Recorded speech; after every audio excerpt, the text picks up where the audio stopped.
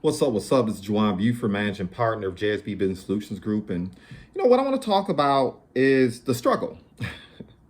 And the struggle I'm speaking of in particular is something I deal with as well, right? To this day.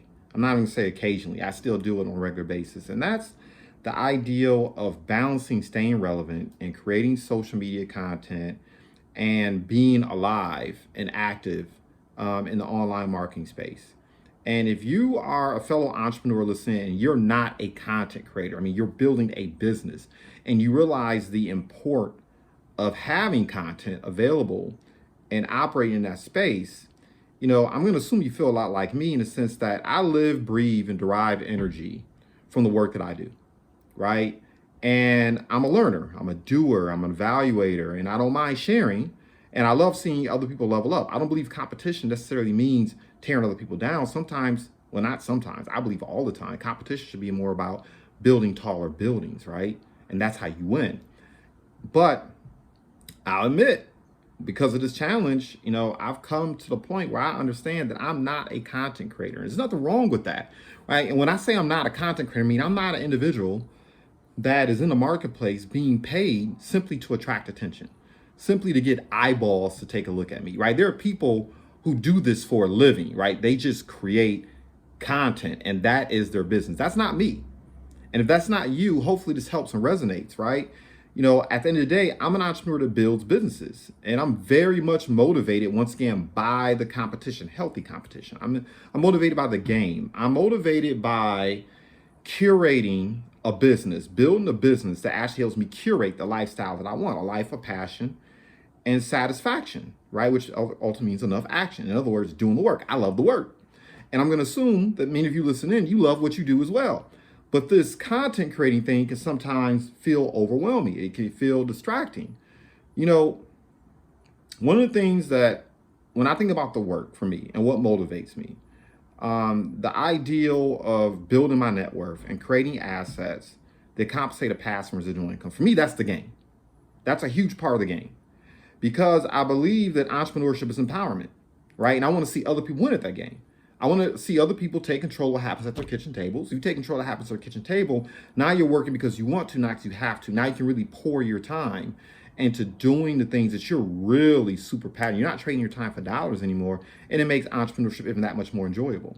But I also believe entrepreneur's empowerment is because if we can level up and showcase the fact that we're leveling up, we can help other people do the exact same thing.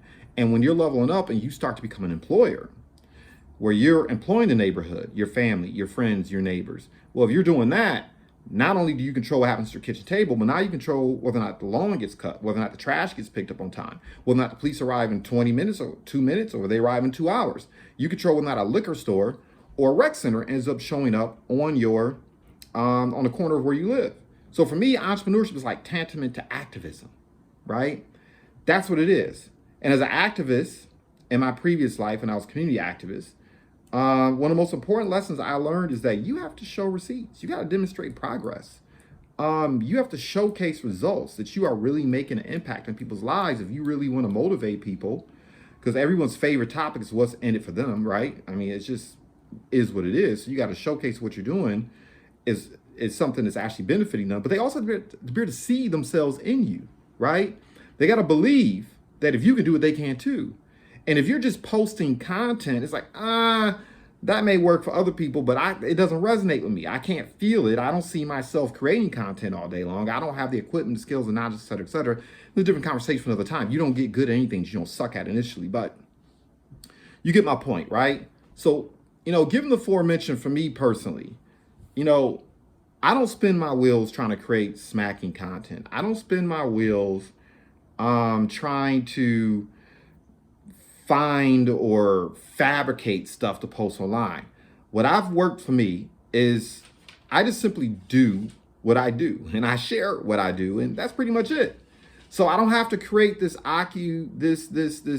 business lag, or what I call operational lag, right? I'm not in a situation where I'm trading off between my RGAs, my revenue generating activities, the things I have to do to be successful as an entrepreneur in the space that I operate in, the B2B, technical assistance, entrepreneur support space, and real estate, and a couple other things I have going on. I have to take time away from that because I'm trying to create content. You know what I mean? And that's the attitude that I encourage other people to adopt as well, because what it creates is psychological fatigue. It creates disenchantment. It creates, once again, operational lag where you're in the middle of this trade-off. No, just do it as you do and capture the things that you do and just simply build it. Like, this conversation is not like I sat down and said, what do people want to hear today? What do I think is going to draw the most eyeballs? You know, it was a conversation I had with another entrepreneur because I was trying to help them get through the thing. I said, you know what, let me go ahead and capture this for a moment. If you're a chef, capture the moments when you're cooking.